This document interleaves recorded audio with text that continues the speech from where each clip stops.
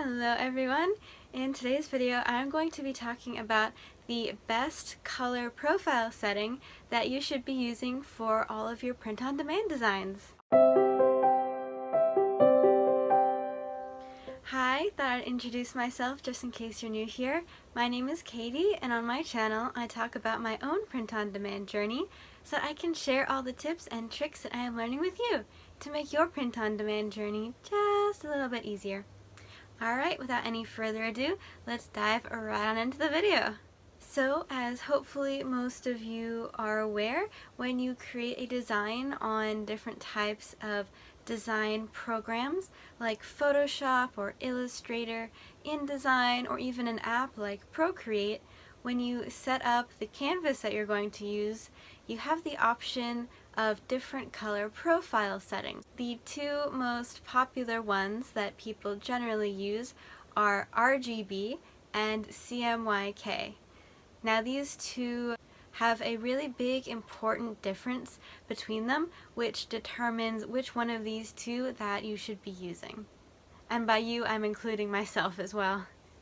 The color setting Rgb stands for red, green, and blue, and it refers to how color is created and how it shows up on the screen versus in print. So Rgb is the color setting that you should probably use if what you're creating digitally is going to be displayed and generally stay digital. It looks great when it's displayed on any kind of digital screen.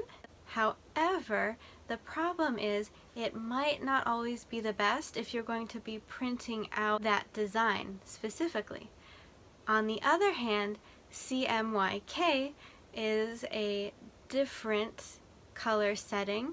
Cmyk is the color setting that you want to use for print-on-demand products. That is because Cmyk color settings are meant to be printed out. They are optimized so that the inks that people use to print something out, which are usually a combination of cyan, magenta, yellow, and usually black, can be printed out as close to the original colors as possible. The problem can arise when if you create a design using Rgb color profile and then you try and print it out on a product, the colors might come out kind of different because the printer does not in fact have red, green, and blue ink. It has usually the cyan, magenta, yellow, and black ink. So that's why it's always a good idea to match up the color profile of your designs with the kind of ink that the printer is going to be using to create those designs. That way there won't be any major color discrepancy between the design that you see on the screen and what is actually printed out on the product. So to help illustrate what I mean, I am going to hop onto my screen and show you how I set up my color profile in the app called Procreate.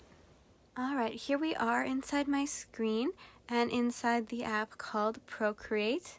When you create a new canvas, you have these four options on the left hand side, and right below dimensions, which I have already set to the dimensions that I usually use to create Redbubble and TeePublic products, you have the option to look at the color profile. So at the top, as you can see, we have both Rgb and Cmyk. Now, a lot of times when you create something new, it's often auto set to Rgb. However, I now do my best to always make sure that my color profile is set to Cmyk. And now there are lots of different specific settings, but I normally just use the generic Cmyk profile because the rest of them are for more specific projects, and for print on demand it is fine to just use the generalized Cmyk profile. As print-on-demand sellers, it is in our best interest to make sure that the product that arrives for the customer looks as close as possible to the image the customer saw and wanted to buy on Redbubble or TeePublic listings.